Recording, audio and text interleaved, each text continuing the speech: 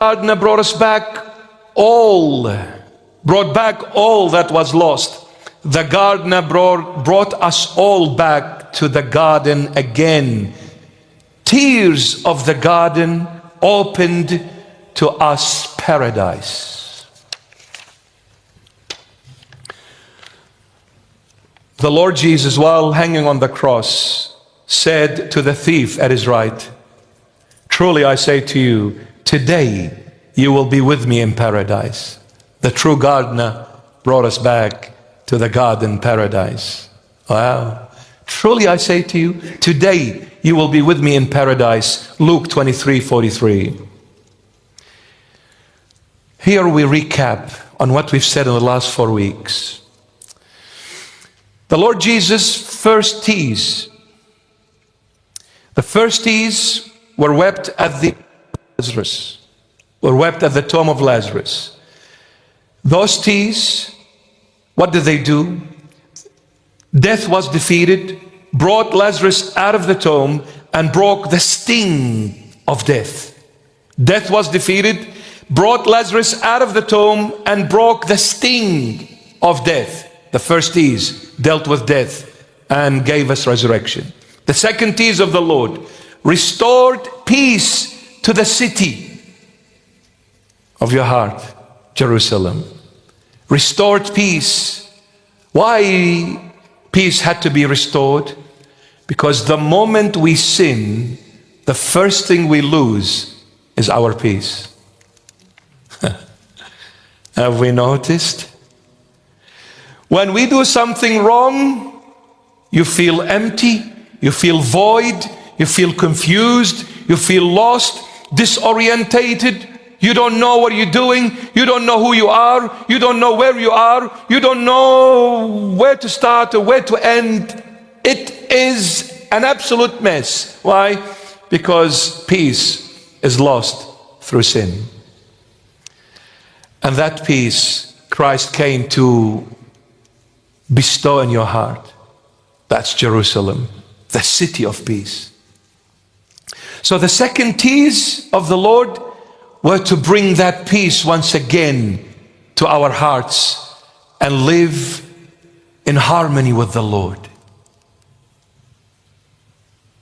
No more enemies. We are in peace now. No more fighting you, Lord. No more arguing with you, Lord. No more being disobedient to you, Lord. When the Lord called me to the church, I went to the club. I was fighting him. I was going against him.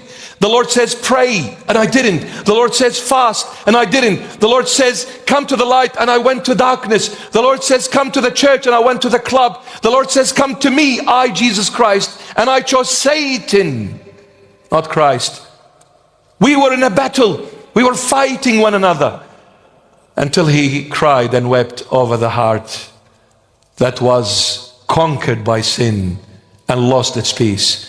The tears of Christ reinstated that peace. The moment that peace entered my heart, I said, what have I done? Why did I do all that? I was so blind.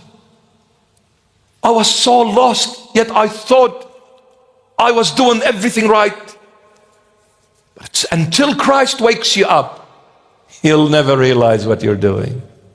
Do not be shocked for the world to act so evil, yet they think they're doing good. Do not be shocked because they're blind. There is no peace in the world because the one who rules the world is Satan. Satan has no peace in him. Where are you going to get peace if there is no source for that peace? The only source of peace is Jesus Christ of Nazareth, who is God and the only true living God, my beloveds. That's where peace comes from. It doesn't come from a prophet. It doesn't come from a holy man. It doesn't come from a good teacher. It doesn't come from no humans. It comes from God, the true, divine, living God, the creator of all. And this true living God was revealed in the flesh over 2,000 years ago. He was crucified in the times of Pontius Pilate. He was buried in the flesh, but he rose from the dead, and his tomb is empty. The sepulchre church cries out every day. Until when, world, are you going to be blind? Until when are you going to choose to remain in this blindness? Spiritual blindness. Until when? Look at the world and see how it's behaving. Absolute foolishness, absolute evilness. To the core. To the core. They can't stand the truth. They can't stand the light. Yet the light is so clear and the truth is so powerful.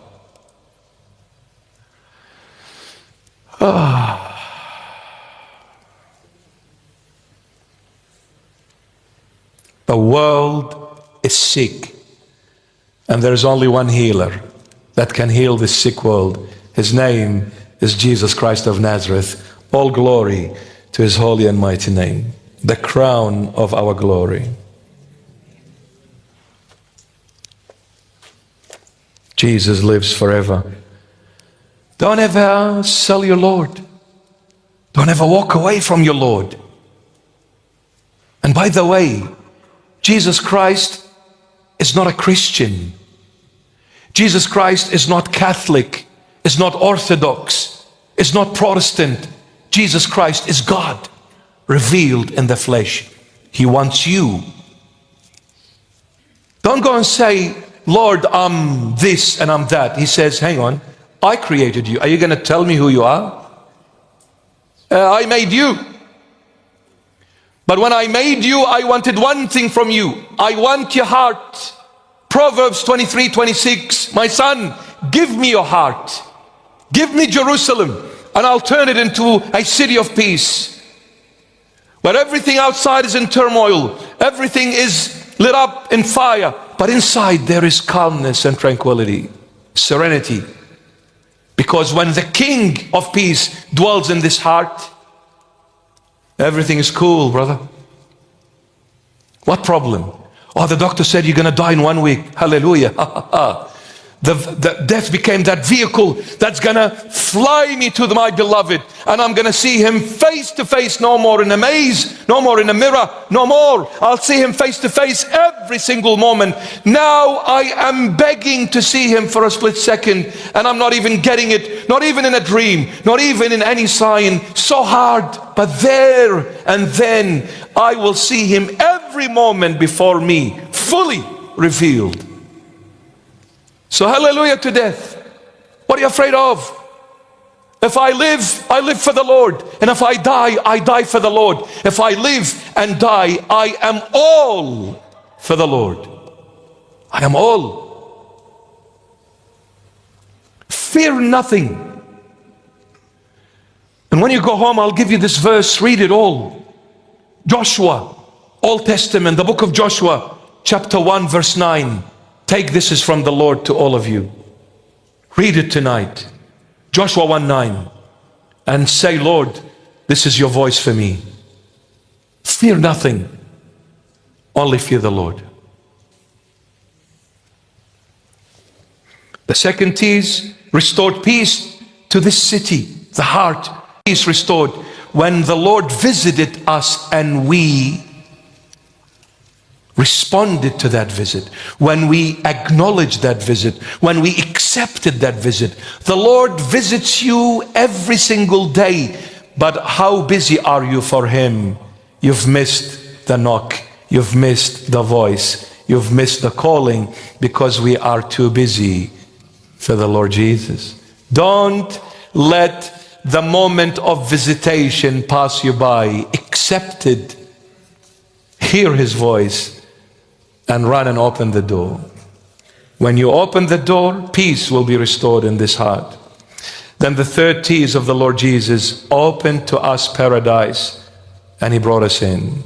The garden where Adam and Eve were kicked out of.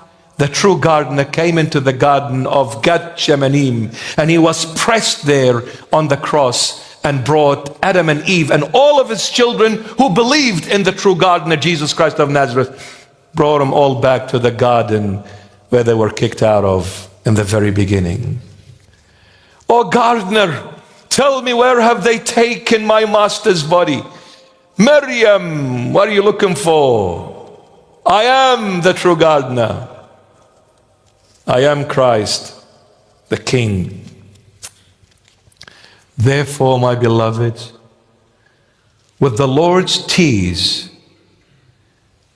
let us hold them in the palm of our hands and approach God the Father and say, Father, Heavenly Father, with the tears of your beloved Son, our Lord and Savior Jesus Christ, we come to you seeking your love, seeking you and the kingdom to be our home.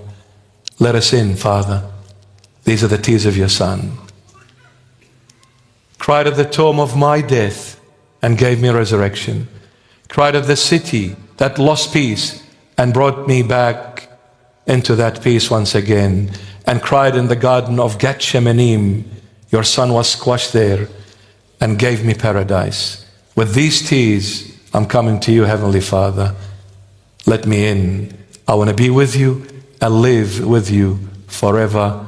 In Jesus' mighty name, amen.